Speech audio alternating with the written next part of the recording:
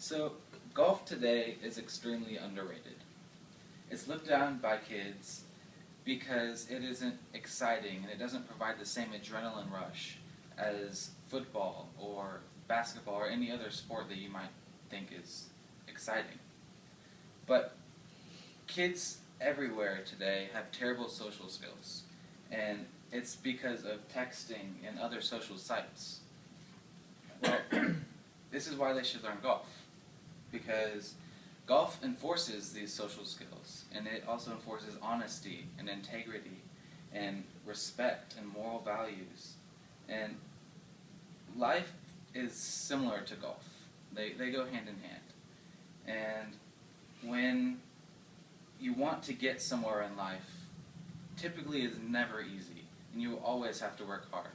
If you want to get a high-paying job, you have to go to college, and you have to work hard in college. And golf is the same way. If you want to be at the top level and you want to perform, then it takes practice. It's difficult, but it's possible. So why shouldn't everyone play golf? The problem is that 1 out of 4 kids will drop out of school before high school, and kids are more susceptible to bad influences because of social media and what they see on TV, or even their peers. But just recently, in fact, at a local high school, more than 200 kids were accused of cheating on an English 4 final. And this resulted in the disciplinary action of more than 60 of the students. So this problem is caused by the fact that kids are surrounded by negative influences. Influences of what they see in the bad movies or what they see their friends doing. It's not okay. And kids also have way too many distractions. They're distracted with TV, or they're distracted with video games, or Facebook, or Twitter, and so many more. And when they get bored, they add on. They do more of these things at once. And for example, if I was to be bored watching TV, I might also then check my Facebook, or I might get on Twitter and see what's going on in the Twitter world. And the effects of these is that kids start to believe that it's acceptable to lie and to cheat when it's not. And as a result, academic dishonesty will go up. And when this happens, the grades will go down. And when their grades go down, they start to think less of themselves, so their confidence and their self-worth, they also go down. But the solution is simple.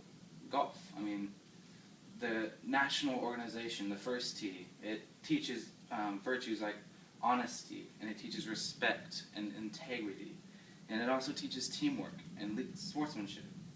And there are even local programs, for example, the Houston Golf Association, or HGA, or the Southern Texas PGA, or Little Linksters, or TJGT. They all say the same thing, in that it's never okay to cheat, and the honesty is the most important thing.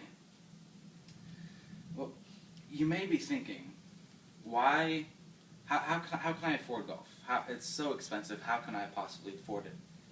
Well, all the programs that I mentioned earlier are programs that want to see you succeed. So regardless of your economic situation, they're going to help you learn the game of golf, no matter what. And the real question should be, how can I afford not to play golf? And I was in most of these programs since I was 11 when I started to play golf.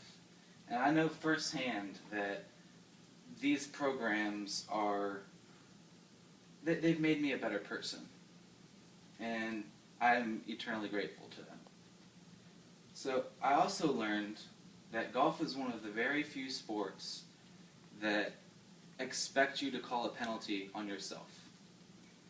And it's very different, but it does what it was expected of you in the real world.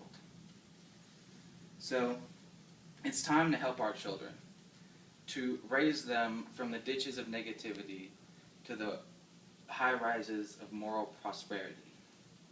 And it is our duty as mothers, as fathers, as grandmothers and grandfathers, aunts, uncles, and everyone and the like, to see to the well-being of our youth. And right now we're slacking. It is the kids, they're pleading silently for our help, and right now we're letting them down. But we can't. We have to see that we help them. And the virtues like honesty and integrity and respect, they're all things that are needed in life. And golf is a game that can easily help them get those virtues. And failure isn't an option. Failure only goes to those who don't try to make a difference for our youth, a better difference. And if you make a better difference in our youth, you will make a better difference for our future.